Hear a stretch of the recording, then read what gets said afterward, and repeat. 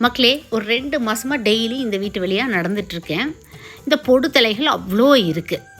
அப்புறம் தொடர்ந்து பார்க்குறேன், அதுலேருந்து அவங்க எடுத்த மாரியே தெரியல. அப்படியே இருக்கு. ஒரு வேளை இவங்களுக்கு இத பத்தி தெரியலையோ அப்படின்ட்டு, அவங்கள பெல் அடிச்சு வெளியில வர சொல்லி பொடுதலைகளை பத்தி சொன்னேன். நம்மளோட சப்ஸ்கிரைபர் தான், நம்மகிட்ட ஹேர் ஆயில் வாங்குறவங்க தான். ஒருவேளை இவங்க வளர்த்துறாங்க அப்படின்னு தான் நான் நினச்சிட்டு இருந்தேன். பார்த்தா அவங்களுக்கு இந்த பொடுதலை பத்தி தெரியவே இல்ல. சொன்னதுக்கப்புறம் பயங்கர ஷாக் ஆகிட்டு, அப்படியாக்கா நீங்கள் வேணா எடுத்துக்கங்கன்னாங்க. எனக்கெல்லாம் வேண்டாமா, என்கிட்ட இருக்குது.